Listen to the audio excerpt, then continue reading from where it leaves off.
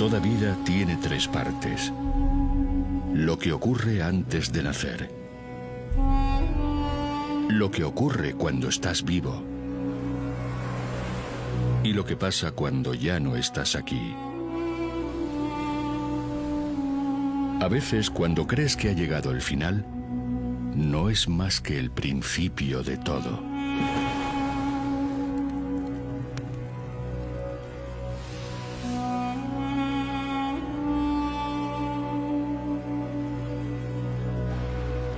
Vivíamos en unas islas míticas, rodeadas de un océano tenebroso. Se ubicaban más allá de las columnas de Hércules, el lugar donde los clásicos situaban los campos elíseos, el jardín de las Hespérides o la mismísima Atlántida. Muchos se preguntaban cómo habíamos podido llegar hasta el medio del océano sin conocer la navegación. Pero el mayor de nuestros secretos no era ese.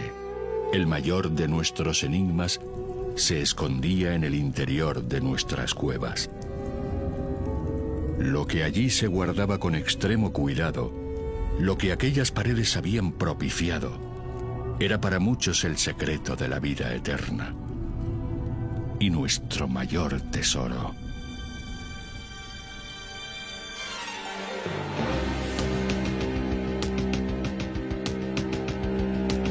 Se les ha ocultado durante siglos en sarcófagos y bajo metros y metros de vendas. Es seguramente la investigación más ambiciosa de todos los tiempos con momias guanches. Y casi diría yo que con momias no se ha visto antes nada igual.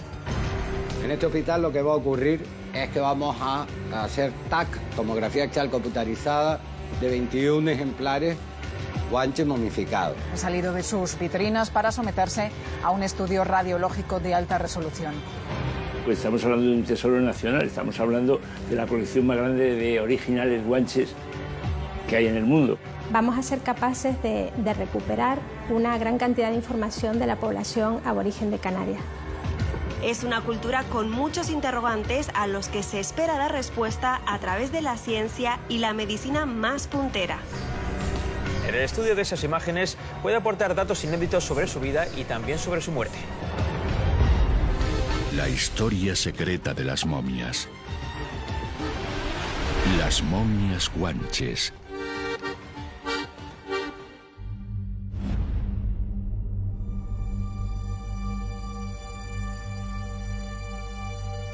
Lo que encontraron al llegar era lo último que esperaban. Aquellas islas no solo estaban pobladas, sino que muchos de nuestros antepasados estaban intactos.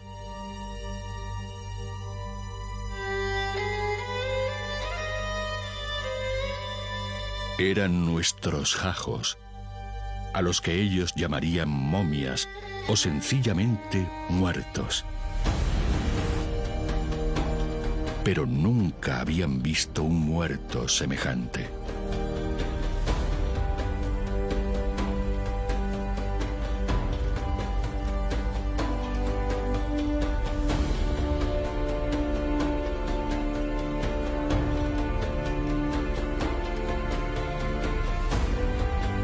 La sensación al ver esta momia por primera vez fue muy impresionante. Y aunque he visto muchas momias, es la primera vez que me encontraba realmente ante un cadáver desnudo, porque su estado de conservación me parecía extraordinario. Estamos viendo el cuerpo desde las uñas, que son suyas, los dientes, que son suyos, la expresión facial, que es maravillosa. Estamos viendo la historia de Canarias ahí. A mí, desde luego, lo que más me impresionan son las manos, esas manos alargadas, estilizadas. Son unas manos absolutamente maravillosas. Bueno, vamos a tomar unas muestras con objeto de hacer análisis de carbono 14, radiocarbono, y también análisis de ADN.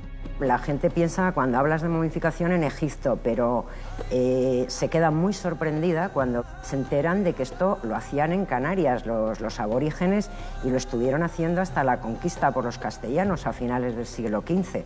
Vamos a seleccionar los lugares idóneos para tomar la muestra, para tocar lo menos posible a la momia y en los sitios donde veamos que esa muestra después podemos obtener resultados. Yo creo que la momificación canaria no tiene nada que envidiar a la momificación egipcia. Es verdad que no tenemos tantas momias, pero que el proceso de Mirlado tuvo que ser un proceso excelente. Lo podemos ver en los textos escritos. En Canarias se momificaba, pero no en todas las islas. Donde realmente podemos decir que había momificación es en Tenerife, porque hay momias, pero son momias naturales en otras islas, como las de Gran Canaria. En cambio, en Tenerife no es por azar, no es una momificación natural.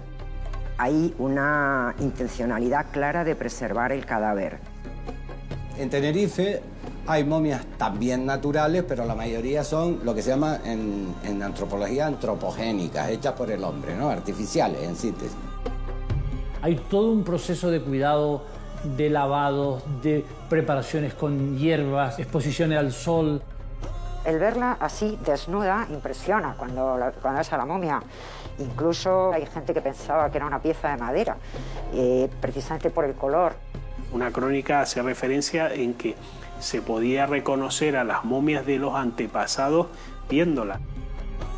La momia tiene un pelo extraño, no se han encontrado otras momias con un pelo como este. Entonces lo que vamos a hacer es coger muestras en algunos pelos y analizarlo.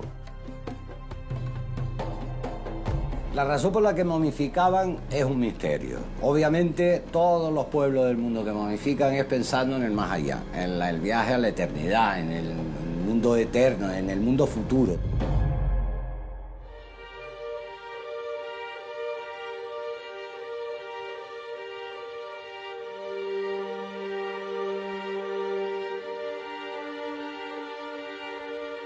Estamos a punto de comenzar uno de los estudios más amplios que se han hecho en una sola cultura en el planeta.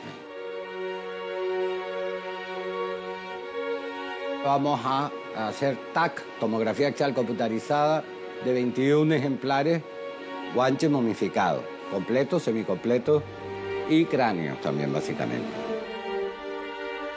Lo que vamos a hacer con las momias, estudiar la vida de las momias, puede repercutir en los ciudadanos, como nosotros, ¿no? Por tanto, el traslado todo se hace con máximo cuidado y entonces aquí se hace pues, unas camillas especiales, siempre están acompañadas de expertos en el traslado. Las momias nos hablan de su pasado. Son como abrir una ventana al pasado, viajar en el tiempo de alguna manera. Las momias tienen mucho que decir. Hay una momia a la que desean hacer análisis de ADN. Hemos tomado un molar y ya lo llevaremos al laboratorio para iniciar el proceso de extracción de ADN.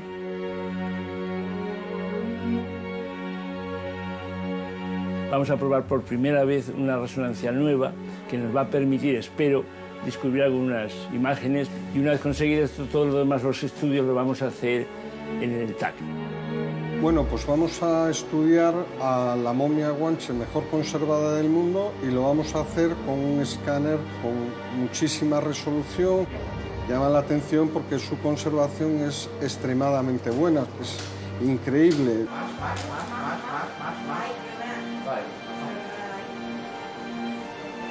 Estamos viendo a un hombre que ha vivido toda su vida en aquella isla, que ha luchado, que de repente ha fallecido y nos está ofreciendo su historia en su cuerpo. No hay comparación, no he visto otra momia más bonita. Esta investigación puede arrojar luz a través de lo que nos va a contar la momia. Es un testimonio directo del pasado. Ya tenemos a la momia lista y ya vamos a empezar con el estudio.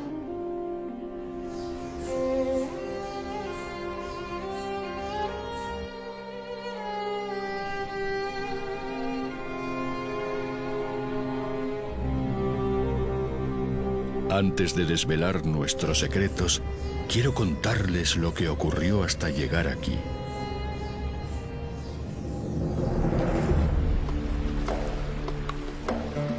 Habían pasado más de 1000 años desde que nuestros antepasados fueron abandonados a su suerte en aquellas islas en el Atlántico. No éramos conscientes, pero el océano suponía una gran barrera que nos alejaba del mundo y que también nos protegía de él. Nuestra relación con el mar siempre fue especial. Por el mar llegamos Aprendimos a manejarlo, a pescar y a extraer sus frutos. Sin saberlo, durante siglos habíamos vivido en una gran burbuja. Y de pronto, todo cambió. Ahora volvían a llegar. Otros navegantes redescubrían unas islas que imaginaban deshabitadas. Traían multitud de barcos. Llegaban con intención de conquista. No nos esperaban aquí. Y nosotros tampoco a ellos. Aunque todavía era imposible imaginar el desenlace que a unos y otros nos aguardaba. La primera imagen que se tiene de las islas está rodeado de un halo de misterio. La primera sorpresa es encontrarse con que unas islas que se creían completamente vacías están pobladas. Pero están pobladas ¿por quiénes? Aquellos conquistadores cristianos encontraron una población con unos rasgos que los desconcertaron. Entre sus habitantes había hombres y mujeres rubios y de ojos claros. Muchos tenían una fuerza y una complexión física extraordinaria. Cuando los castellanos llegaron a Canarias, pues realmente decían que eran casi gigantes. Esta momia mide 1,62 ahora mismo. Pudo alcanzar fácilmente una altura de 1,70, que debió ser la media, incluso superarla, ¿no? Pero no era lo único imposible de creer. Parecía como si en estas islas el tiempo se hubiera detenido. Los habitantes vivían en cuevas y construcciones de piedra. No faltaba comida ni agua. Las mujeres tenían el derecho a separarse de los hombres. Contaban con sus propios reyes, a los que llamaban menceyes. Y todos ellos podían llegar a ser muy violentos para proteger lo suyo. No se veían grandes barcos ni medios de navegación. Nadie llegaba a entender cómo y de dónde habrían llegado a aquellas islas Canarias, en medio de un océano de peligrosas corrientes. Pero lo que más inquietud les generaba era la palabra jajo, a la que atribuían propiedades desconocidas e incluso demoníacas.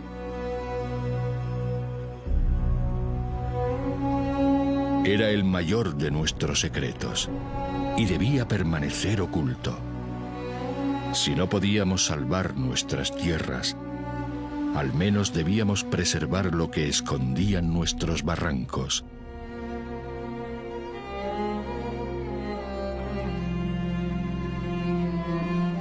Acabamos de hacer el TAC a la momia Guanche y los primeros resultados son impresionantes. La momia está muy bien conservada, tiene una técnica de momificación diferente a las momias egipcias, pero es una momificación muy buena. El resultado más espectacular es que la momia no está eviscerada, como se hacían las momias egipcias. Podemos ver perfectamente el hígado, reconocer los riñones, los pulmones, el corazón, o sea que está clarísimo que no es una momia que no está eviscerada. Mantiene no solo las vísceras, sino una mejor preservación de la musculatura. Es una momia pues, fuerte, probablemente importante dentro de la sociedad guanche. Es una momificación estupenda, desde mi punto de vista mucho mejor que la de las momias egipcias, tanto externamente como internamente.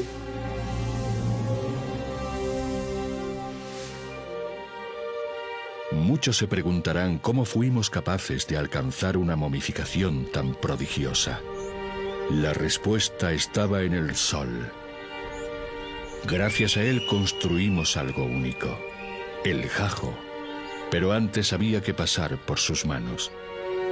Los embalsamadores preparaban el cuerpo de los muertos para la eternidad. Nadie quería trato con ellos. Eran apestados, la casta más baja de nuestra sociedad. Pero tarde o temprano sabíamos que acabaríamos en sus manos. Y todos lo deseábamos. Es interesante que existía en las Islas Canarias un grupo de personas que se encargarían de manipular el cuerpo. Si era el difunto, era un hombre, eran hombres los que se encargaban de embalsamar, y que si era una mujer, eran mujeres. Es interesante esa figura negativa como en el Egipto antiguo, porque manipulaban los cadáveres. El agua lo iniciaba todo. Los embalsamadores lavaban nuestros cuerpos a conciencia. A veces la hervían mezclándola con hierbas hasta que desaparecía cualquier impureza. Después impregnaban nuestros cuerpos con manteca de ganado, sangre de drago, brezo, corteza de pino y polvos que se hacían con piedra pómez. Su trabajo era muy minucioso. No podía quedar ni un palmo del cuerpo sin cubrir. Estos ungüentos y leñas olorosas se mezclaban con tierra y piedras volcánicas, rocas desecantes que eran decisivas para frenar la putrefacción. La singularidad principal de la momificación canaria es el hecho de que no se evisceraba, quiere decir, no se removían los órganos del cuerpo. Realizarían una especie de emplaste con elementos vegetales y minerales que localizarían en determinadas partes del cuerpo para frenar la putrefacción. Muchas veces este material se introducía también por la boca y se embutía por pequeñas hendiduras en las zonas del cuerpo con mayor exudación. Es curioso porque en el proceso de momificación han utilizado unas piedras típicas del Teide, unas piedras volcánicas que se denominan lapilli o picón, introduciéndolas por el ano y otras situadas en la parrilla costal izquierda para impedir la descomposición del cuerpo. Llegaba entonces el momento más importante, el turno del calor. Durante 15 días secaban nuestra carne al sol, depositándonos en arena quemada durante el día y en la noche exponiéndonos al humo de una hoguera. Esto obviamente favorecía el proceso de deshidratación, que al fin y al cabo es lo que se perseguía, ¿no? Deshidratar el cadáver. La exposición a la luz solar hacía que el cuerpo se transformara. Dejaba de ser un cadáver para convertirse en un jajo. Si esto ocurría, el mirlado había sido un éxito. Mirlarse significa enflaquecerse o consumirse, y el proceso de mirlado, según las fuentes literarias, duraría 15 días, a diferencia en el Egipto antiguo, que duraba 70 días. Tras estos 15 días, nuestros parientes cubrían el cuerpo con envolturas de pieles de nuestro propio ganado. Más y mejores cuanto mayor era el nivel social. Era el último traje para nuestro viaje más importante. Se momifica, digamos, a la élite de la sociedad pensando en esa vida en el más allá.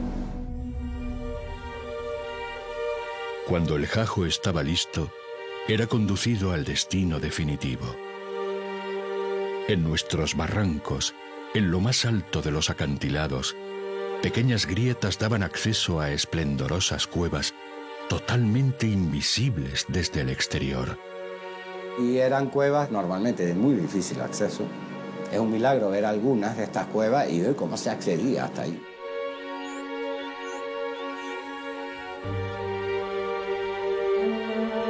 Nuestro temido volcán había creado también el espacio perfecto que garantizaba nuestra supervivencia. El cuerpo se depositaba en lo más profundo de las grutas, cuidando que no tocara con el suelo impuro. Tienen una humedad y una temperatura muy constante, que es una de las condiciones que se ven en las cuevas de Tenerife. Son tubos volcánicos normalmente y son muy buenos conservando esa, digamos, estabilidad ambiental, tanto de humedad como de temperatura. Nuestros familiares hacían una ofrenda antes de dar paso al descanso eterno. Después, llegaba el silencio. Ya nada ni nadie podría perturbarnos. O eso creíamos.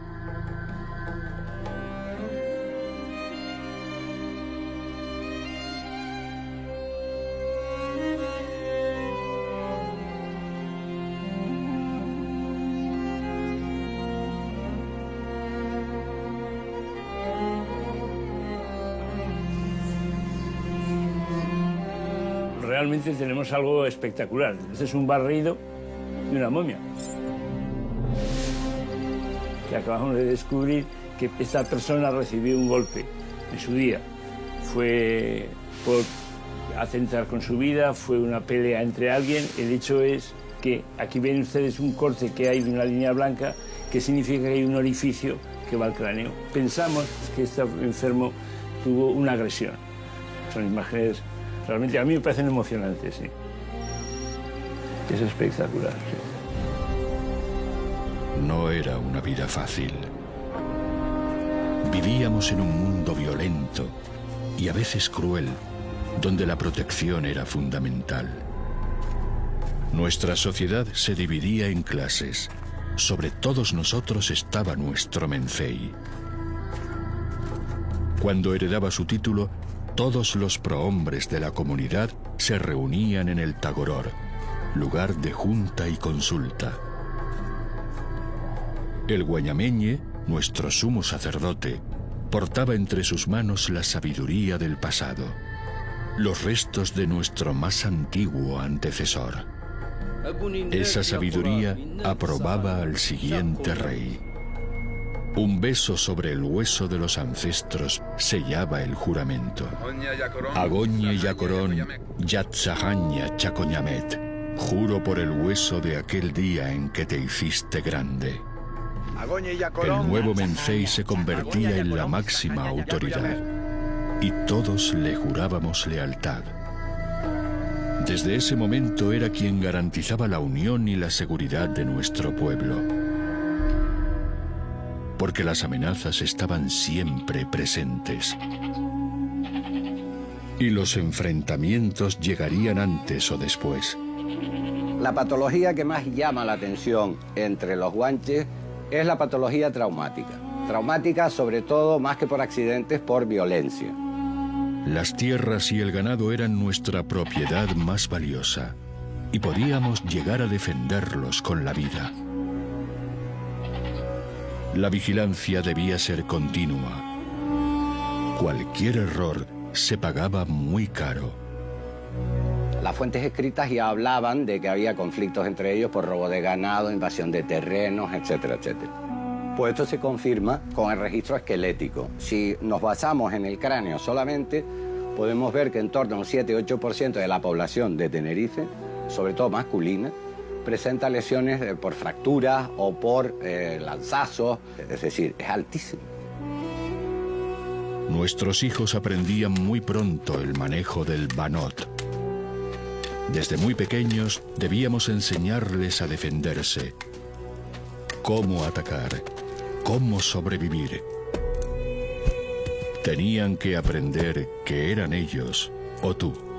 Aquí tenemos varios ejemplos, ¿no? Aquí tiene uno que tiene una doble fractura lineal, esto es por un garrotazo que le han dado, y una por pedrada. Obviamente, al no conocer metales, aquella población pues tenía tanto instrumentos como armas, eran de madera, piedra, cuerno. Con eso era con lo que atacaban y se defendían. Muchos enfrentamientos se declaraban abiertamente, pero los ataques podían comenzar cuando menos lo esperabas.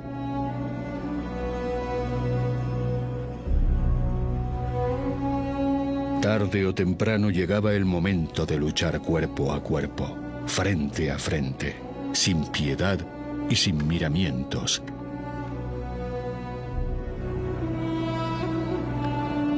Armados por nuestras piedras y por el banot.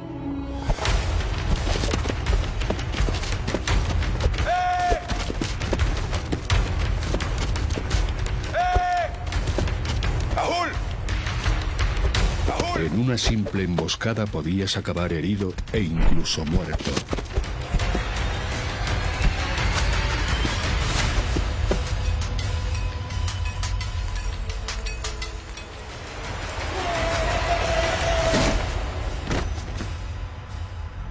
traumatismos por violencia se ven en momias también, aparecen. Y normalmente a nivel frontal, es curioso, ¿no? Si había combates, se ve que el jefe iba delante, en este caso, porque todos los traumatismos que tenemos, que pudieron causar la muerte, son los de las momias, precisamente. Todos participábamos en las luchas, también nuestros menceyes. Incluso ellos, elegidos por nuestros ancestros, podían encontrar un final en la batalla. Son fracturas que responden perfectamente a un objeto lítico, una piedra, que se podía arrojar con la mano o usar como una masa voladora. ¡Ahul! ¡Ahul!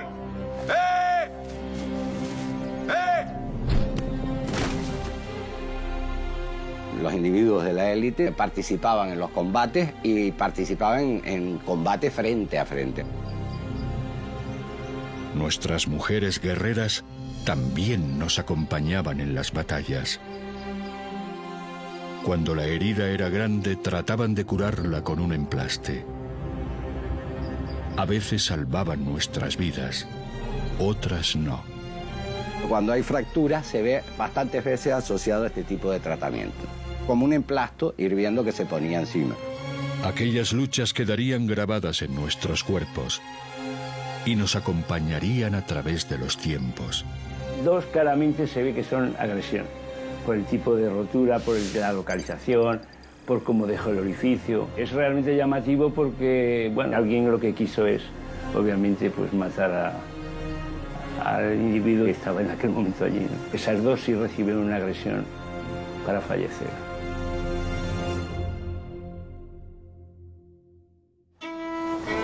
No siempre el final era el mismo. A veces, cuando un rey moría, se le extraían algunas vísceras y se metían en una caja hecha de hojas de palmeras. Un hombre las llevaba voluntariamente hasta un lugar peligroso y estrecho que asomaba al mar. Su misión era llevar mensajes a los parientes muertos, noticias que se querían mandar al otro lado. Avanzaba hasta lo más alto del acantilado, hasta que ya no podía caminar más. Y allí, desde lo más alto, se arrojaba al mar.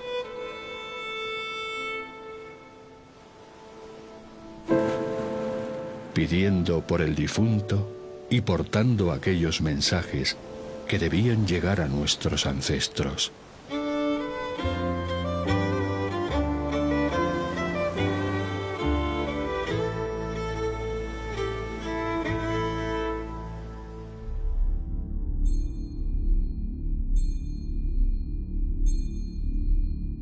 En el mar acababa todo, como en el mar había comenzado todo para nosotros. En este momento hemos recibido un número elevado de muestras de población aborigen de las distintas islas, de Gran Canaria, de Tenerife, de La Gomera y del Hierro, y lo que vamos a hacer ahora es descontaminar el material y a partir de ese momento iniciaremos el proceso de extracción de ADN.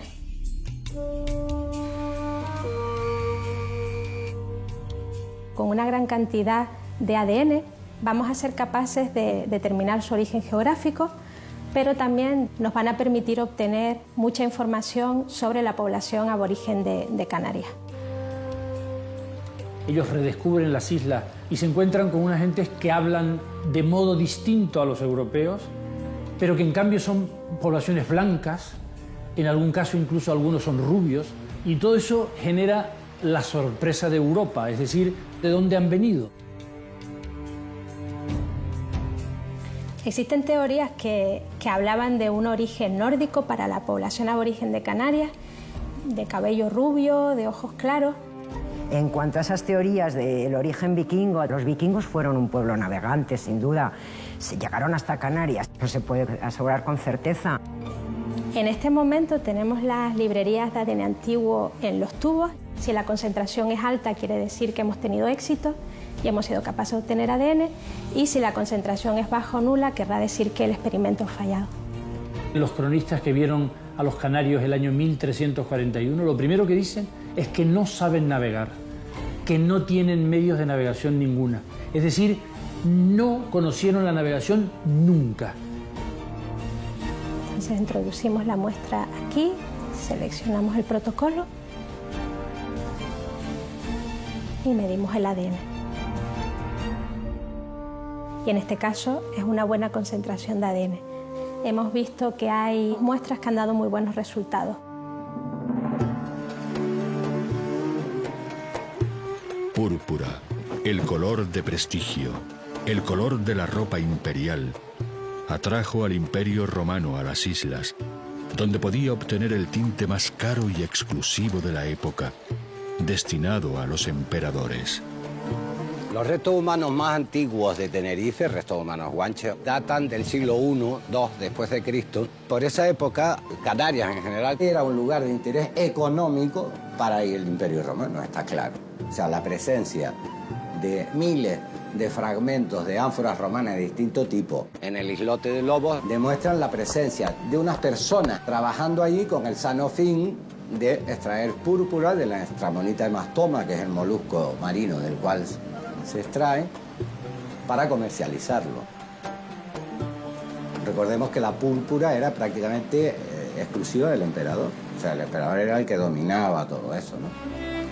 Con el paso del tiempo apenas nos quedaba recuerdo de aquel primer hogar del que llegamos. Nuestro origen fue un gran enigma que se prolongó durante muchos siglos. Y solo nuestros cuerpos tenían la respuesta. Tras procesar la información genómica obtenida a partir de material arqueológico de aborígenes de Canarias, hemos determinado que los aborígenes de Canarias son similares a poblaciones norteafricanas antiguas. En concreto, son bastante similares a muestras del Neolítico tardío de la región de Marruecos. Esto confirmaría este origen bereber de la población aborigen, una población bereber con una composición genética previa a la llegada de poblaciones árabes. El hecho de que existan individuos que tienen el cabello claro y los ojos claros se debe a la existencia de migraciones prehistóricas desde Europa hacia el norte de África. Los primeros cronistas e historiadores dicen que estas gentes que han sido traídos como castigados al archipiélago canario porque se levantaron contra el poderío de Roma, y entonces Roma, en justo castigo, los dejaron en las islas, les dejaron cabras, ovejas y puercos, los abandonaron y se marcharon. Cuando comparamos el ADN antiguo de poblaciones aborígenes de las distintas islas, observamos que todas en origen estarían relacionados con el norte de África bereber, por lo tanto tendrían un origen común. Lo que ocurre es que la manera en la que esas poblaciones evolucionaron dentro de cada isla pudo haber sido distinta. Los bereberes, que en esa época es más correcto llamarlos libios, vivían desde Sáhara Occidental, Marruecos, Argelia, Túnez y Libia. Todas estas regiones son vecinas, digamos, a Egipto. Podían también tener conocimiento con absoluta seguridad, digamos, de las prácticas funerarias que existían en Egipto. Donde se momificaba era en Egipto, pues la asociación de momias de Canarias con los egipcios, esa naturalmente fue la supuesta primera prueba de que esto podía estar relacionado con Egipto. Evidentemente eran fronterizos el norte de África y debieron conocer también la momificación egipcia, ¿no? Heródoto dice en un momento determinado: algunos de estos pueblos libios tienen costumbres similares a los egipcios. Hay esa semejanza. ¿Se lo inventaron los canarios de Gran Canaria y se lo inventaron los guanches de Tenerife ellos por su cuenta? No. Eso debió venir aprendido.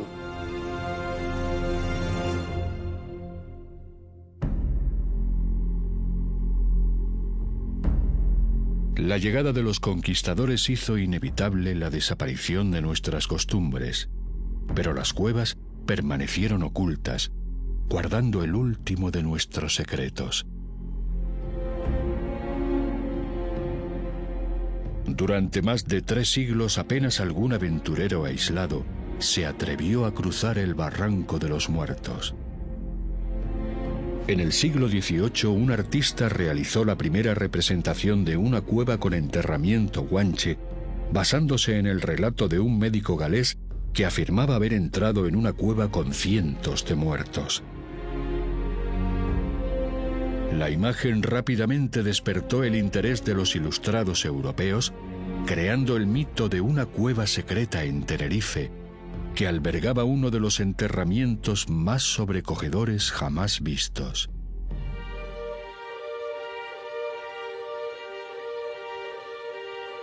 En 1764, el capitán de infantería y regidor de Tenerife, Luis Román, decidió adentrarse en el Barranco de los Muertos. Además de su ayudante, le acompañaban varios naturales de la isla que habían prometido llevarle hasta la ubicación exacta de esa cueva, entre Arico y Güímar. Durante horas avanzaron por un escarpado barranco. Aquellos caminos estrechos estaban llenos de peligros. El miedo y las dudas se apoderaron de Luis Román. Sin embargo, animados por la esperanza de lo que encontrarían, no se dejaron vencer por las dificultades del camino y los peligros de aquel sobrecogedor barranco. Avanzaron por el barranco hasta lo más alto de un risco. Allí, los locales les descubrieron una apertura en la roca.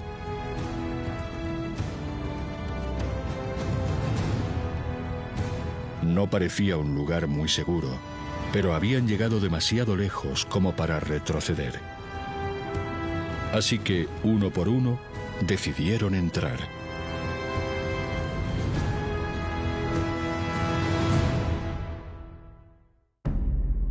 En el interior, la oscuridad devolvía el eco de sus voces. El fuego de las antorchas iluminó poco a poco aquella majestuosa cueva.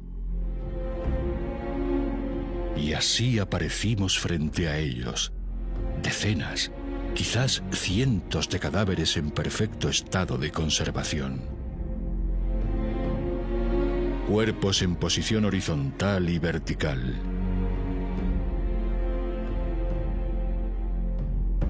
Jajos por todas partes que parecían a punto de respirar. No era una leyenda, sino una realidad. Aquello debió causar un gran impacto en Luis Román, tanto que tomaría una decisión que cambiaría para siempre nuestra historia y la de nuestro pueblo.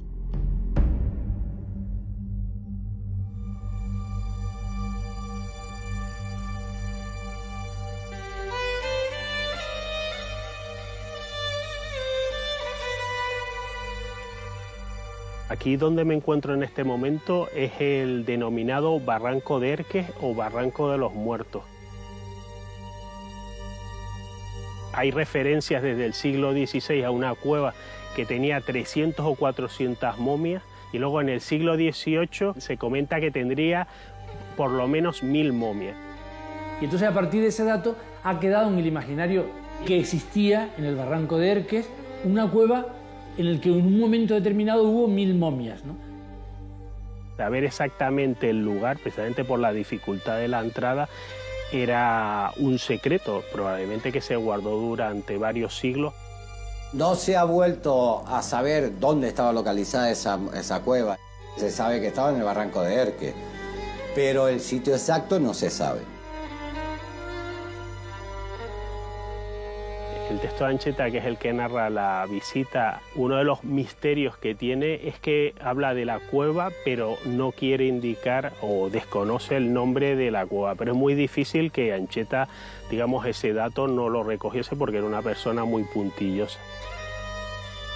Este es el texto que se va a analizar con la máquina de infrarrojos y ultravioleta y que dice: Guanches, ayer miércoles 17 de octubre de 1764 años, estando en casa del corregidor, don Agustín del Castillo, y allí don Gabriel Román, se habló sobre Guanches y que en las cuevas de, vemos un espacio en blanco, en un risco muy alto, entraron en una cueva muy grande, la que llenaron de hachos de tea, de fuego, para ver bien lo que estaba dentro, y hallaron muchos cuerpos de Guanches que debía de ser el lugar del entierro.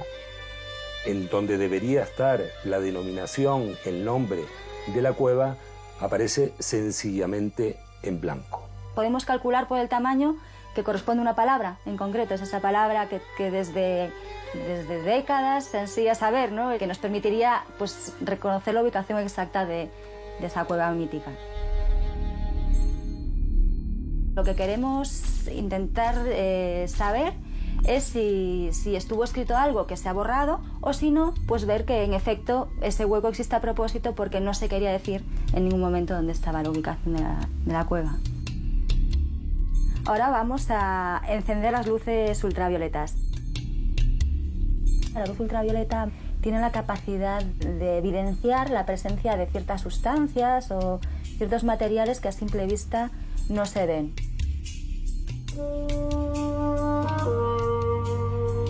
Aquí veis pues, la zona concreta del pasaje, donde tenía que estar el nombre, ¿no? de la ubicación concreta de la cueva.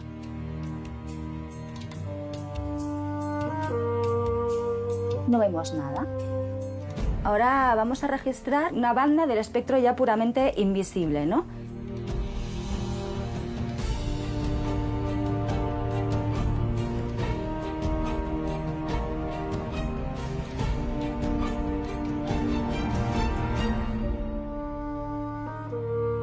No hay ningún indicio de que hubiera sido escrito algo.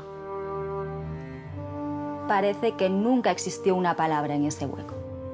En vista a eso, surge un nuevo enigma y es ¿por qué no existe ahí una palabra, ¿no? En su momento no se sabía o directamente se evitó aludir al sitio específico de la cueva para protegerla, ¿no? Siguiendo el relato de Ancheta, saldrían de la población de Güímar, avanzarían por el camino antiguo, que es un camino real, hasta llegar exactamente al barranco de Erques, que actualmente marca la división entre los municipios de Güímar y Fasnia.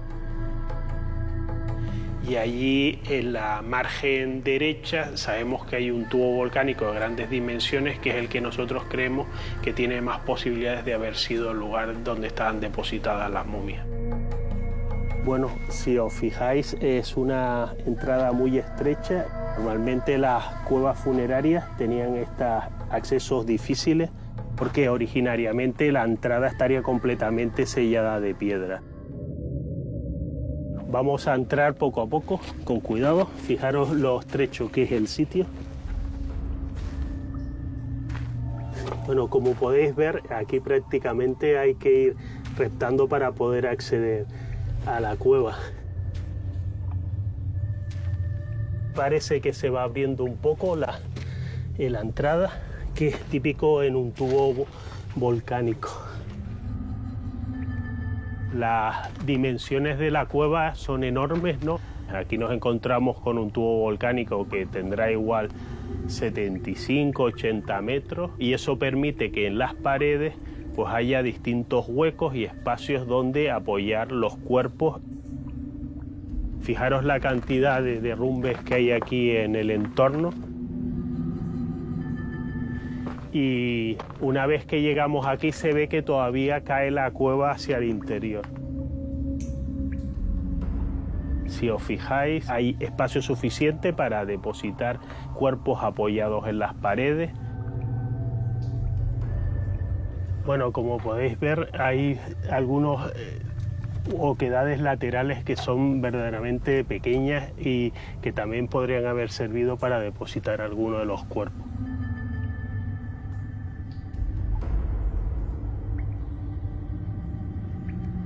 Mira, parece aquí hay huesos que probablemente sean humanos y que están debajo de todos estos derrumbes de piedra que ven alrededor, ¿no?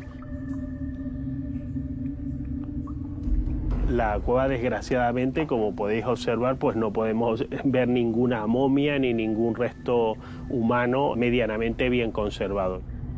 En la segunda mitad del siglo XVIII fue visitada sucesivamente y entonces fueron extrayendo momias y restos humanos hasta que hay un visitante en 1833 que menciona que la cueva ya se encontraba vacía. Las momias canarias, al igual que las momias egipcias, tuvieron un destino trágico. En primer lugar, las cuevas fueron a lo largo del tiempo saqueadas, las momias fueron vendidas tanto para formar parte de los museos como de colecciones privadas. Quizás la que más tiene ahora mismo es lo que era el Museo del Hombre en París, que tiene una colección, se llama Colección Bernot, que tenían hasta 6 momias. En Inglaterra, la Universidad de Cambridge tienen otra. En la Universidad de Göttingen, en Alemania también. También sabemos que extranjeros llegaban a las islas atraídos por el mundo aborigen y pagaban para llevarse momias fuera. Y también sabemos que incluso las momias eran utilizadas en la hechicería.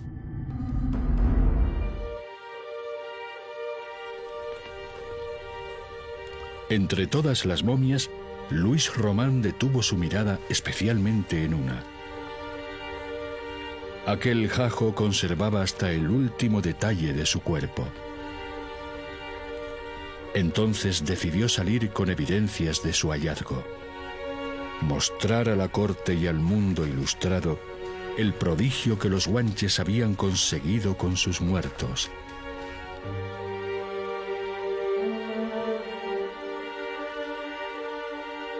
Así que recorrieron el largo camino de vuelta con la única prueba que resultaría irrefutable. De esta cueva, con bastante seguridad, salieron 4 momias en 1764 y una de ellas es la que actualmente tenemos en exposición en el Museo Arqueológico Nacional. Aquel inesperado viaje dio comienzo a esta historia. Mi historia. Llega a la corte en agosto de 1764. Dicen que mandan esta porque está perfectamente conservada, que ni la punta de la nariz le faltaba. Viajé por tierra y por mar. Llegué a lugares lejanos cuya existencia nunca imaginé. Muchos años después, era la ciencia quien se interesaba por nosotros. Una de las buenas noticias resultado de la investigación es que ya sabemos cuándo vivió y murió esta momia. Vivió entre la segunda mitad del siglo XII y la primera mitad del siglo XIII. Es decir, en plena Edad Media nuestra, podemos decir que tiene 900 años aproximadamente. Otro de los interrogantes era el pelo de la momia. Un cabello abundante, rizado. Son muy raros los ejemplares de momias guanches que conservan restos de cabello. Cuando digo restos es pequeños restos. No es su pelo directamente, claro, no sale directamente ese pelo. Son mechones con los que se ha conformado, con adhesivos se han ido colocando los mechones sobre la cabeza. Parece que está pegado y de hecho los conservadores siempre hablan de una especie de, pues eso, de pelucón que le han puesto en algún momento de la historia. La pregunta era, ¿el pelo es suyo? Hay una novedad muy interesante que nadie intuía. Resulta que si coges pelos y los datas, esos pelos coinciden exactamente con el tiempo en el que se ha datado el cuerpo de la momia. O sea, ese pelo es de la misma época del cuerpo de la momia. Lo atractivo es que se nos conforma el personaje entero.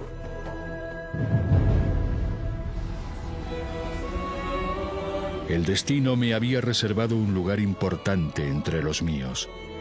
Me sentía orgulloso de poder proteger el pueblo en el que nací y me crié. La momia guanche perteneció, desde luego, a la clase dominante.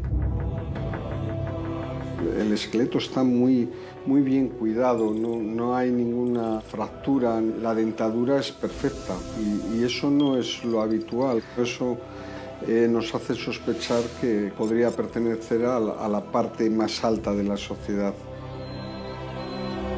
Los guanches intentábamos criar a nuestros hijos y educarlos en nuestras costumbres. Cuidábamos de nuestro ganado y sacábamos provecho de él. No nos faltaba cebada para hacer gofio, ni carne del ganado, ni pescado del mar. Respetábamos y temíamos a nuestro volcán, al que hacíamos ofrendas para mantenerlo en paz. Queríamos que nuestros cuerpos sobrevivieran al tiempo, sin saber que el futuro nos reservaba un giro inesperado. La mayoría de las muertes se producían o por sinusitis, curiosamente. Eso producía unas infecciones que mataban a los guanches. La otra gran causa de muerte eran las infecciones vocales. Al final, la muerte llegaba de forma inevitable. Si no era en el campo de batalla, era en tu lecho, rodeado de los tuyos. La edad aproximada de esta momia debe ser alrededor de 45 o 50 años. En esa época es una longevidad importante. No tiene ningún problema dentario, los senos paranasales tampoco tienen ningún problema y aparte no se ve ninguna fractura. Cuando cerré los ojos, quise que ese no fuera el fin. Y de alguna forma lo conseguí.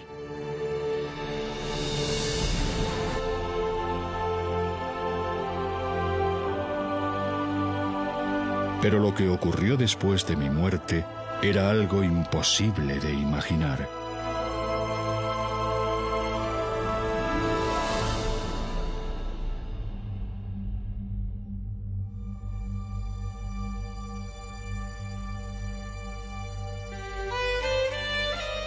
La investigación con la momia del Barranco de Erques se acerca a su fin.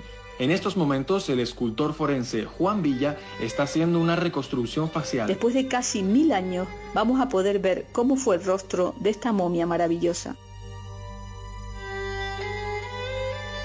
Hoy es un día muy emocionante para nosotros aquí en el taller forense. Vamos a iniciar la reconstrucción del rostro de la momia Guanche. Queremos saber cuál fue el aspecto real que tuvo en vida.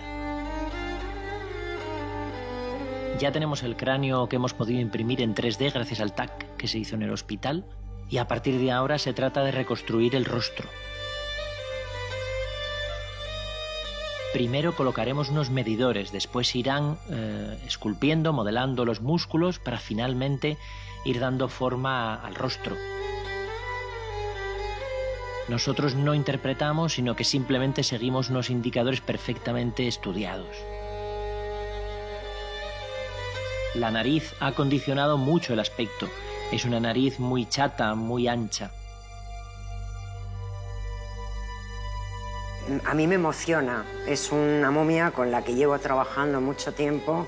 Entonces, verle el rostro a esa persona que murió hace tanto tiempo me ha emocionado. Me parece impresionante.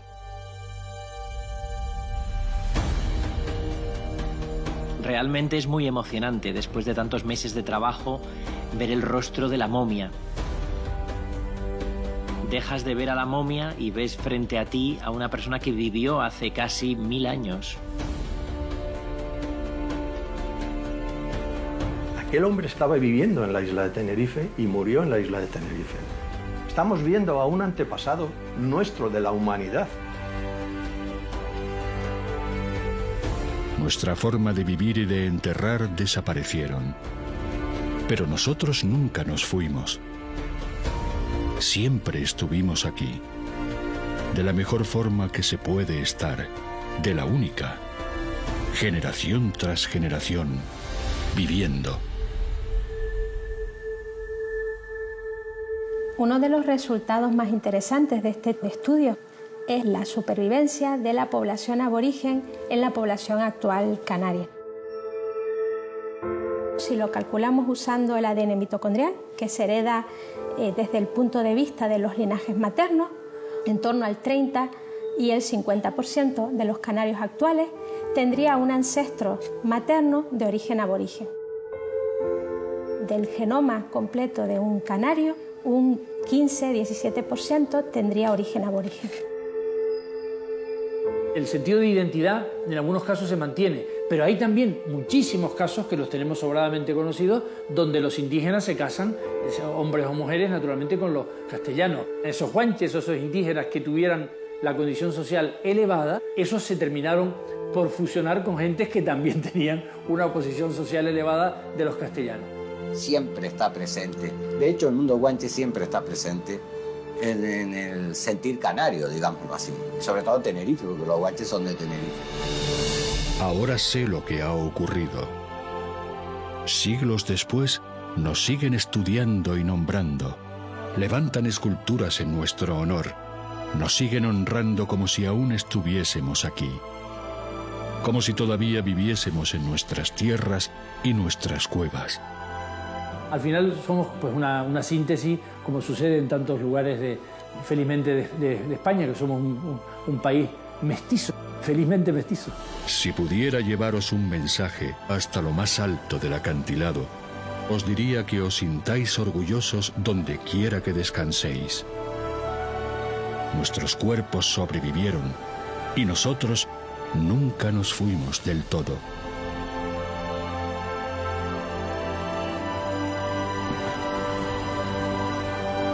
Ese es el verdadero mensaje que me gustaría haceros llegar.